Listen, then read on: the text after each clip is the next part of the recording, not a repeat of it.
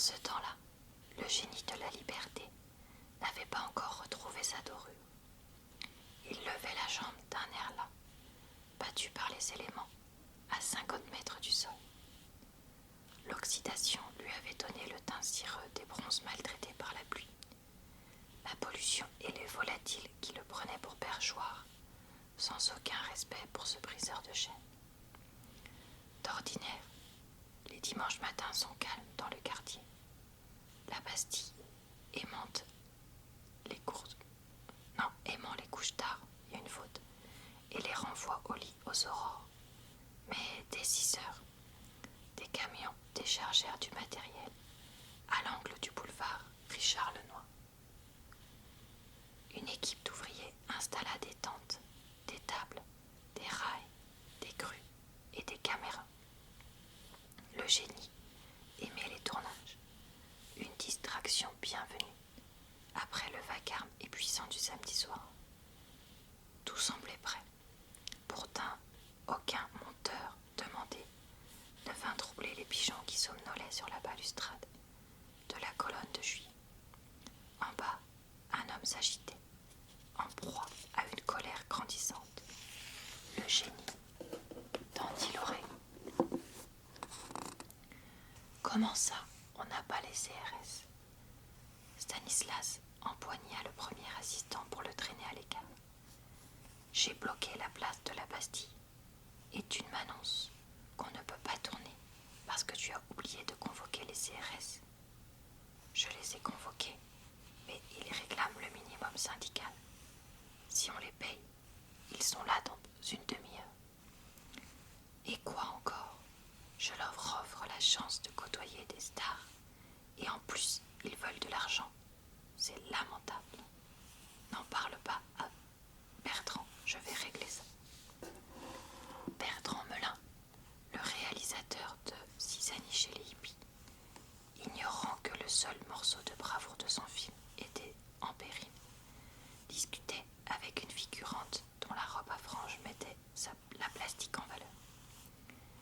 Il essaya de se concentrer sur la couronne de fleurs, quittant à regret le décolleté qui l'hypnotisait depuis 1 minute, et il cita, alors je sais pas comment ça se dit, Kurosawa, Fellini et Wells dans la même phrase pour qu'elle comprenne bien à quel cercle il appartenait. Un inventaire bien inutile. Marie-Hélène était de toute façon décidée à passer la nuit avec lui à la première occasion. Son cœur était si plein d'amour qu'elle l'aurait réparti en parts égales si elle avait pu, entre les 4 milliards de terriens. Stanislas monta sur le support de la caméra pour surplomber l'assistance. Paul Prépoiste somnolait sur une chaise longue, à l'ombre d'un parasol Ricard, à côté des 25 hippies rassemblés près de la table régie.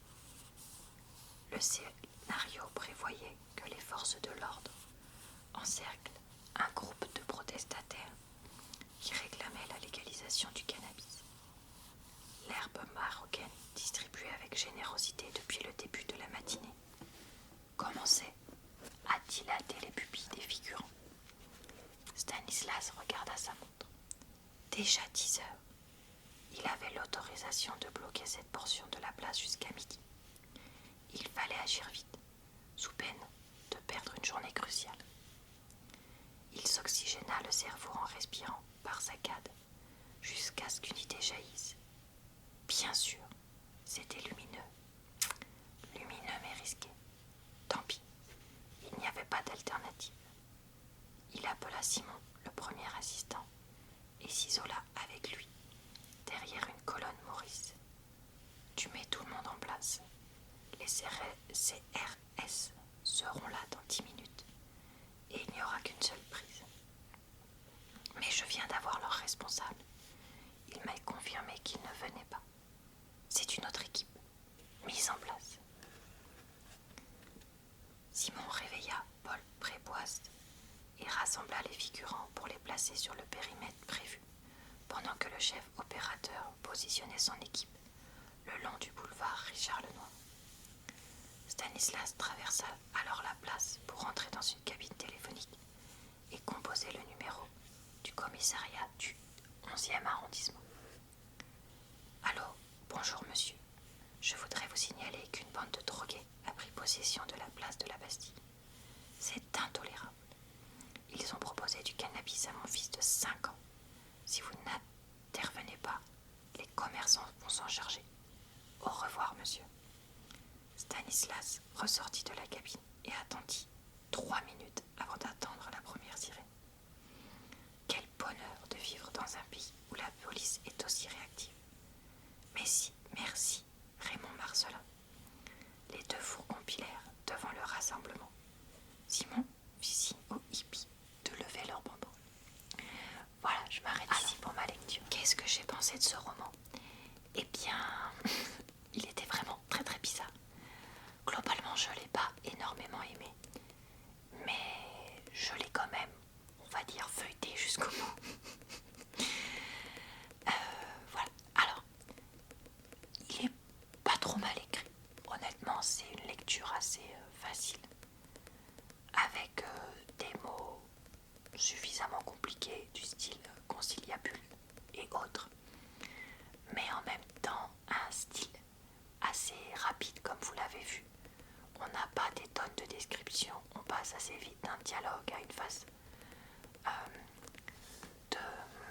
de blabla, etc. Par contre, ce qui ne m'a pas plu, c'est pas le côté maison de retraite, puisqu'après le reste de l'histoire se passe dans une maison de retraite.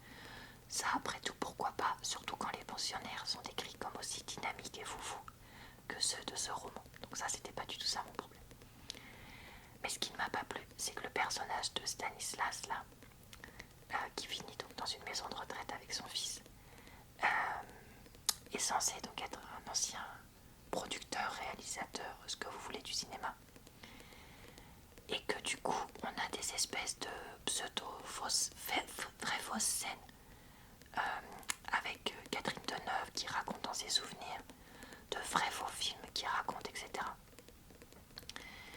Honnêtement, je sais même pas si c'est vrai ou faux parce que j'ai pas du tout la culture cinématographique pour. Mais en fait, moi j'ai juste trouvé ça pénible.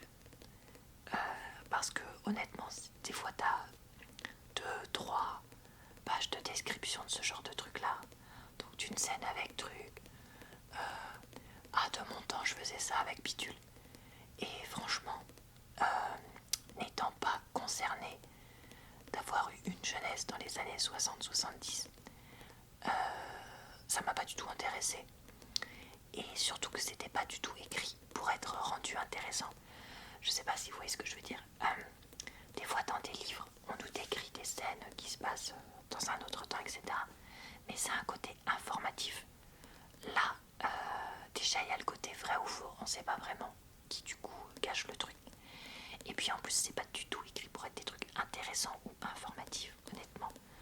Donc ça m'a vraiment pas du tout plu.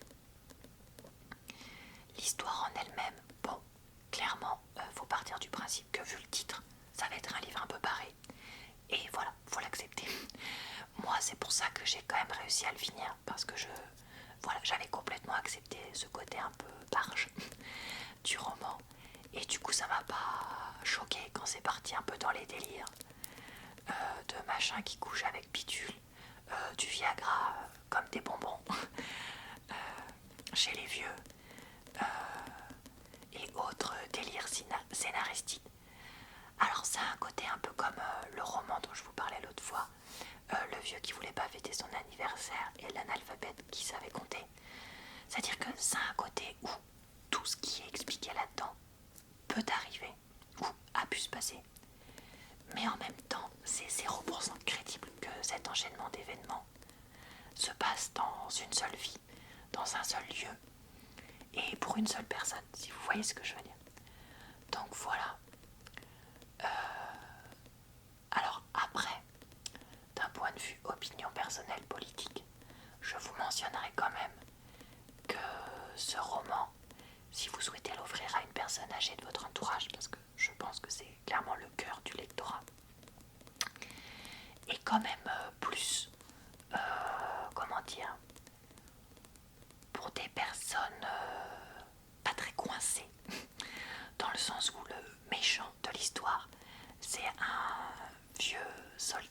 un général, colonel ou je sais plus quoi, un truc comme ça, de l'armée, un peu réac.